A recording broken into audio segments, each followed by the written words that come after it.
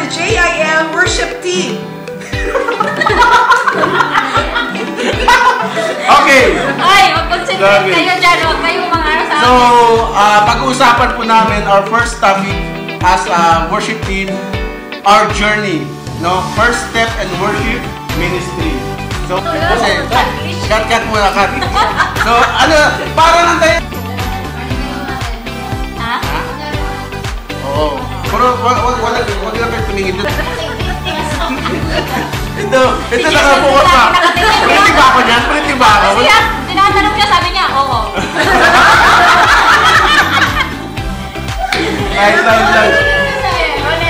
Slide.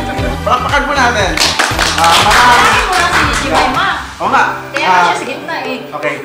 Maraming salamat sa pagpaunlak sa pag-interview at sa kunting kwentuhan para sa malaman at mabahagi din natin yung journey nyo sa worship ministry. So,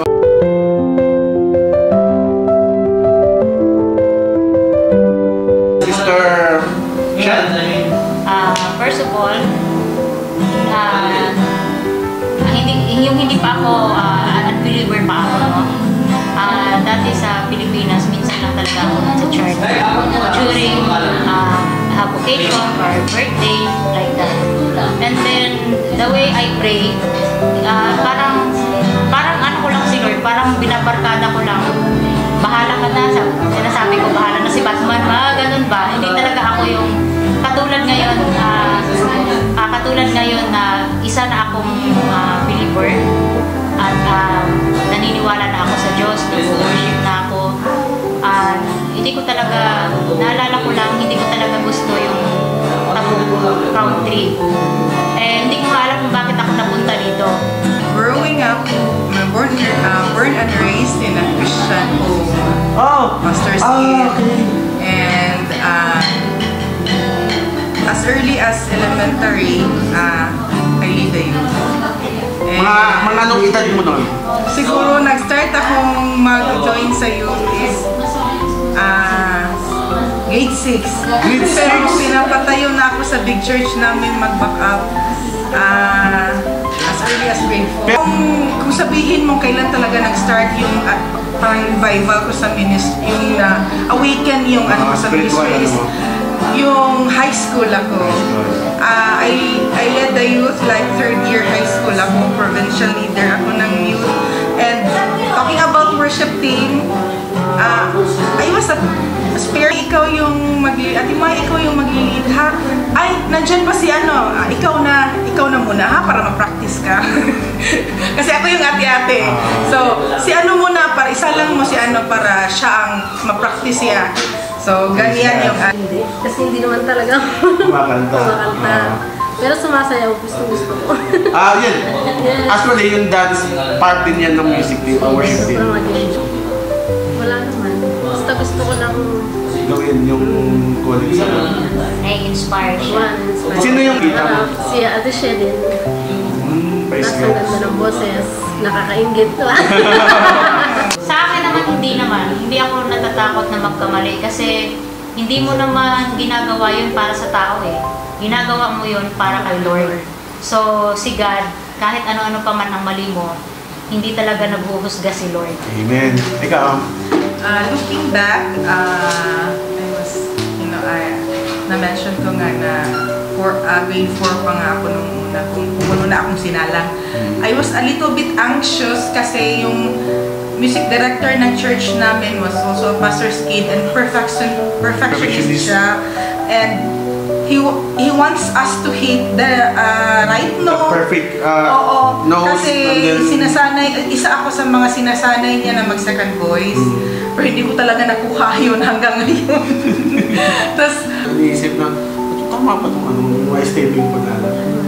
Wala kang iniisip na. Basta sumayaw ka lang. Sumasayaw lang ako. Tapos ginagaya ko lang nasa harapan ko. Into dancing ka talaga siya. Into dancing ka siya. May... Pero kumakanta rin ako pag nagda-dance. At first, my emotion is, of course, umiiyak ako. Kasi umiiyak ako, tears of joy. Of course, kabado and parang hindi ako mapakali kung magampanan ko ba itong ano.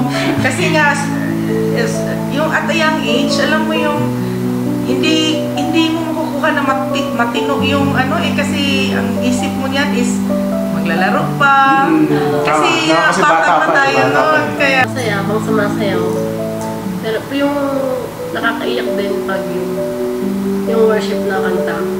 Yun. Pag Na natatamaan ka sa I mean, ano yung gusto kong magpatingin, magpapasalamat sa kanya. Kasi ano, Ganun talaga, no? I mean, first encounter natin kay God, I mean, nandun yung emotion talaga. Parang mag-overflow siya. Either magta-thankful tayo o magiging grateful tayo na napunta tayo dito. Kasi ang daming pwedeng gawin sa labas. Di ba? Ang daming pwedeng gawin sa labas. Pwede ka namang maglaro. As in, yung comfort zone mo, pwede mo siyang ilaan sa ibang oras. Pero less of us, more of Jesus. Kasi equip na tayo ng Holy Spirit para pagdating ng Friday, yun yung i-share natin. Bigat yung puso natin or kailangan natin ng atensyon, hindi natin sila mapapansin eh. Parang, may problema ako, bahala ka dun, may dinadala-dala ka. Di ba, ganun? So, dapat Friday pa lang, alam mo na nag-bless ka sa sarili mo especially. I believe, marami pang, alam mo yun, marami pang promises si Lord sa'yo. So, kailangan i-desire mo. Yun, especially pag sayaw. Maraming salamat. Palagpakan natin yung bawat isa. So, mo sa tagapakinig na encouragement din. This is sa kanila. Sana magustuhan nyo yung pinag-uusapan namin. At sana ay patuloy at kayong manood sa aming vlog. Yeah. Lang salamat. Thank you. Ika, message mo sa listeners natin. manood kayo lagi ng vlog namin. Masaya, pag nag-uusapan namin about kay Lord. Yeah. Amen.